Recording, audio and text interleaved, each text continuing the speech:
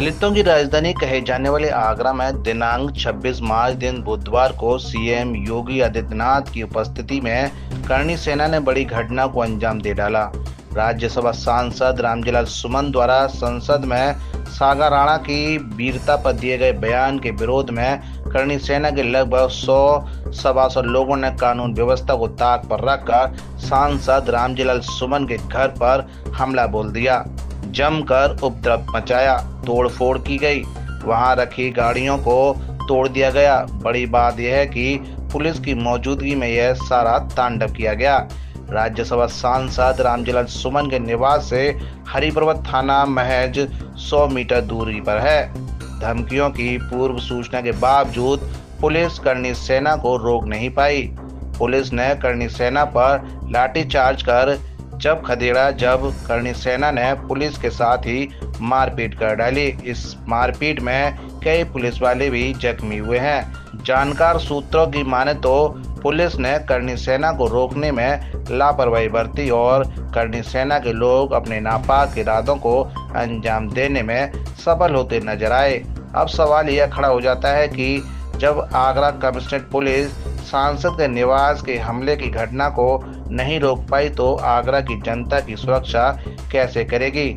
ऐसे तो कहीं से दबंग गुंडे आएंगे और किसी को भी निशाना बनाकर चले जाएंगे। सांसद रामजीलाल सुमन के पुत्र रणजीत सुमन ने बताया कि पुलिस की मौजूदगी में करणी सेना के लोगों ने निवास पर हमला किया। सपा नेता नीरज कांत ने आंखों देखा हाल बयां किया। आप लोग देख रहे होंगे कई दिन से सोशल मीडिया पर सांसद सुमन जी के लिए जैसे धमकी भरे और गलत भाषा का प्रयोग करके वो लोग सोशल मीडिया पर पूरी राजनीति कर रहे थे और 2 दिन से लगातार वीडियो डाल रहे थे कि आवास पर घेराव करेंगे या वो करेंगे, ये जानते हुए भी कि सांसद जी दिल्ली में है, लोकसभा राज्यसभा चल रही है, परिवार में केवल छोटे बच्चे थे, परिवार है और प्रशासन को पूरी जानकारी थी और उसके बाद भी इतने दिन से लगातार घटना को गलत भाषा का प्रयोग करते हुए, प्रचार करते हुए आज वो आए, पूरे लाठी डंडों के, तलवार के हत्थे रोरे के साथ लेकर आए, घर पे पथराव किया।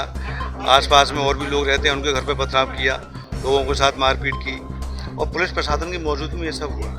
कुछ लोग घायल हैं क्या इसके अंदर आपके? 1-2 लोगों के चोटें आई हैं, कई गंभीर, और पुलिस वालों के खुद चोट आई हैं।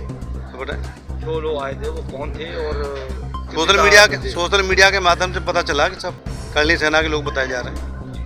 तादाद में कितने लोग थे?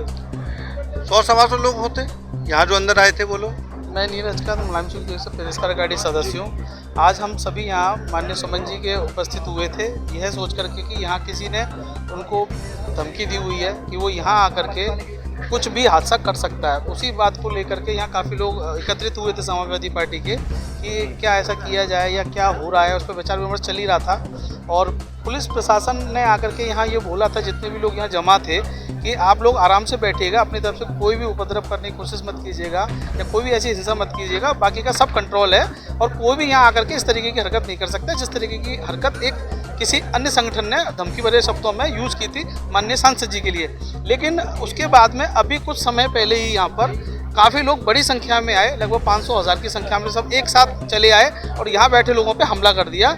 माननीय सांसद जी के बेटे हैं उन पर हमला कर दिया, उनके सहयोगियों पे कर दिया, पुलिस पर हमला कर दिया। पुलिस मूक दर्शक बनी खड़ी रह गई। पुलिस को भी अंदाजा नहीं था कि इस तरीके का कुछ होगा और उन्होंने पूरी तरीके से, जिस तरीके से उनका मन था, उन्होंने पूरे घर को तोड़ा फोड़ा है और जिस तरीके से भी उनके हाथ में जो भी पड़ा, कोई भी व्यक्ति आया, कोई भी चीज़ें आई, सबको तोड़ के गए। गाड़ियाँ तोड़ दी, कुर्सियाँ तोड़ दी डंडों से और मेरे ख्याल से उन पर काफ़ी अवैध सामग्री भी थी। मतलब उनका मूड कुछ ऐसा था कि लोगों की अगर हत्या करनी है तो आज करनी ही है, वो हत्या भी करना चाहते थे।